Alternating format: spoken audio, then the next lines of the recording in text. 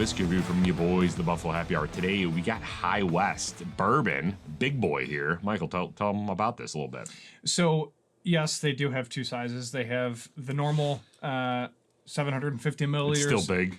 Still big. Big enough. Still big. I've heard. It's adequate. This is the 175. So, this is the Constellation Brands / High West distillery. Their bourbon is a MGP blend of two different mash bills, which we'll touch on. They are located in Utah, and the 750 milliliter is about $40. You can find the 175 for about $60, depending on the store. Tell them what store we got this one at, though. So this is brought to you by Colonial Wine and Spirits, which is located at Five Corners in Orchard Park. They also have a massive staff, as well as an equally sized selection, which is exciting because then they can provide you all the things that you would want in one location between tequilas, scotches, bourbons, ryes, wines, and the whole gamut. So very excited that we are working with them for Wednesday Whiskey Reviews. More to follow. But for the High West Mash Bill, today it is the blend of the following: 75% corn, 21% rye, and 4% malted barley. The other mash bill is 84% corn, 8% rye, 8% malted barley. It's aged between 2 and 13 years, again, because it's a blend of different bourbons, and it is 92 proof. So we're excited to try this one out and see what we think. But this is a standard go-to option, middle of the week, throw something into a decanter type deal. This is kind of what you would be looking for. Probably also, especially at 92 proof, might be a good cocktail option, so we might be checking that out as well. Yeah. But label branding, Derek, what do you think? The bottle's massive. It's cool because like this is just like a large version of their normal bottle. Sometimes the 175s are just like a random bottle shape, but this is just like, it looks like the other bottle was eaten by this bottle because it just like grew kind of like a snake when it eats a rat. It's interesting. I do like it.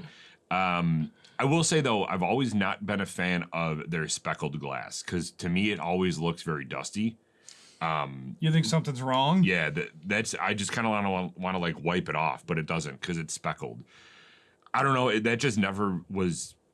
It never like jived with me. I love their cork. Their cork is sick because it's not only like a real cork, but like it looks like it's a real piece of wood on top too. That they maybe handmade in Utah. I don't know if that's true, but it looks pretty sick. Probably not. Their label's classic. I mean, it looks like an old Western wanted poster, so that's really cool. Yep. All in all, I'd maybe go a check. I agree. Yeah, I don't know. Do all of their bottles, even outside of like the regular bourbon, have this speckled? I think so, right? Yeah. I wonder why they did that. I think it's a nice marketing piece. I don't think it's something that would dock them. I think it's what separates them. I personally enjoy it. I think it adds an element to their bottles on the shelf, especially. But I just think it's a nice little piece, especially if you have a bar with some backlighting. It kind of makes it shine a little bit. So I'm not opposed to it. I actually don't mind it at all, but I understand why some people who potentially might be clean freaks might get thrown off. But so they say that they never chill filter or carbon treat this. So I wonder if maybe part of the reason why they did this was so people didn't see anything floating and get turned off by it. Maybe. Could be. I don't know. Hit us up. Okay, a check. So nose. What do you got on the nose? Classic bourbon. Mm-hmm. Classic Kentucky bourbon. All right, initial taste? No, I'm just kidding. A lot of corn. There's wood sugar. Makes me thirsty.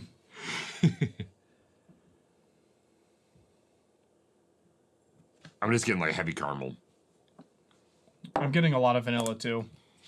So the standard bourbon nose elements are coming through pretty strong on this, which this also tracks, especially because we do know the mash bill, but it's pretty status quo. You're kind of getting a little bit of like a random spice. Like I don't know. There's just like a little spiciness that zings the nose a little bit at first, but it's very predominantly vanilla and caramel. It is inviting. What would you rate the nose? I'm I'm at a B plus check. Yeah, I was gonna go solid B, so B plus. Okay, B plus. B plus works. Yeah, I think that this is just it's a solid traditional bourbon nose. Yeah. Initial taste.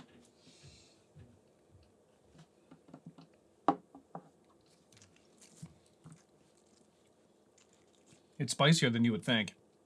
Yeah, that rye definitely comes more into play. Which But I it's like. actually subtle with that kind of sweet corn, though. I agree. Like that initial time when it hits your tongue, it's very spicy. But then that almost like sweet, almost cornbread type note comes after that.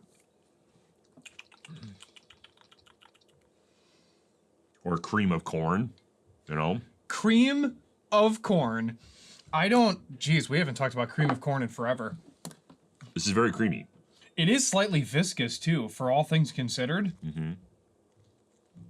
This would make a mean Manhattan. Yeah, you think Manhattan? Yeah. I would make a Manhattan with this. I also, obviously, an old-fashioned, for sure, Yeah. but I mean, this is a pretty solid product. Yeah. And very affordable. Very affordable. But yeah, I'm getting a lot of creamed corn, almost like kind of like a toasted, like that one end of the creamed corn that burnt a little bit. Yeah. That's kind of what this tastes like to me. A little spice still though with it. Caramel vanilla, definitely we'll get into that in a little bit, but it's very front heavy. It is front heavy. You are getting some butter on the rye as well, which is nice. So I wrote down rye, corn, toast, and butter for the initial taste. The initial taste rating, I'm actually going to go A. I don't hate this at all. I think it's a pretty solid option, all things considered, and it's not completely flat. A lot of bourbons, specifically from Kentucky, are just so status quo and so consistently the same, regardless of distillery, that you're pretty much blanded out after trying 6 of them. Mm-hmm. I feel like this has a little bit more of a tasting profile than a Kentucky bourbon, so I do like that. I'm going A. Yeah, I'll go A. I agree. I like that cornbread note. I haven't gotten cornbread in whiskey in a while. Yeah. And that is just, I love corn. I'm honestly obsessed with cornbread. So that's why I love holiday time when my stepmom makes it, because she makes it phenomenally. And that's all I can think of when I drink this. Honestly, dude, you should just have ribs once a week and just have cornbread as a side. So good. Nothing wrong with that. Anyways. Ending note? Ending note. I got caramel on the ending note. I think it rounded it out a bit. You are getting that lingering wood sugar note as well, but it is very front heavy, so it's somewhat difficult on the ending note to grab too much, but it's also exactly what you would expect. Yeah, that creamy sweet corn goes away, and now it's just like corn stalk and caramel. Yeah. And I agree with you. I think this was very front heavy. The initial taste to me, in my opinion, significantly better than the ending note. For this one, I would probably go ending note C+. So I think that there could be another element to this. No, I agree. Yeah. Okay, C+. I agree. Yeah. Okay. Final rating. Derek, give me that countdown.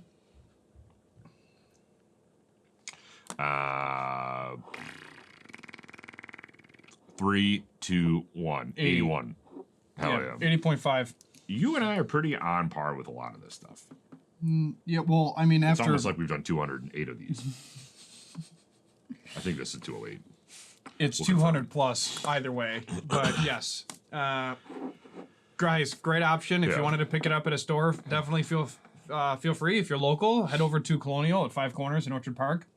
So you already kind of said why you have this in your collection, right? It's because it's an extremely affordable option for $175. Yeah, I would have it in my collection. So let me ask you this, because last week we reviewed, or a couple weeks ago we reviewed, what's it called? Minor Case. Yeah, rye. yeah. And you said that was a very good affordable option to drink mixed with cocktails. Sure. If you had to put these two up together next to each other, I know that that's a rye, but this does have some rye components, and that one was a very light rye at 51%. If you had both of these in the store and you had to pick up one, which one would you do? Minor Case for the cocktail specific. If I wanted something for a decanter, then I would pick this up, and that's exactly what I ended up doing. Yeah. The Minor Case to me is the fantastic, very affordable, wonderful option for cocktails. This could be either or. Okay. And I feel like with the High West Bourbon, it would be a decanter piece. It's just something that you can just pull from throughout the week and not, really kick yourself for. I just think it's a fantastic option that's available. Because you said decanter, you know what this would actually be really good in too is the start of an infinity bottle. Because the base is so Big. like, well, I'm saying like have this as your base and then you can always add different whiskeys to it. I mean, you could use this as a decanter for sure, but like this is a solid base bourbon that gives you something different than a normal bourbon. So it would be cool for like to drink some of this, put the rest in a decanter, and then start adding different ones to it to make your like whiskey infinity bottle. Yeah, for sure. That'd be cool. No doubt. Cool. Would you have it in your collection? I would. I do like High West.